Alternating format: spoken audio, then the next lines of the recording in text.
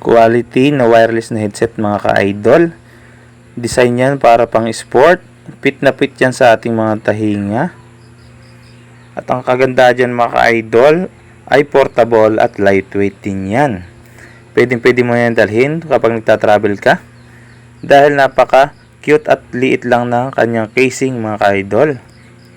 Ang kanyang charger ay iOS. Yan mga ka-idol, ganito lang siya kaliit.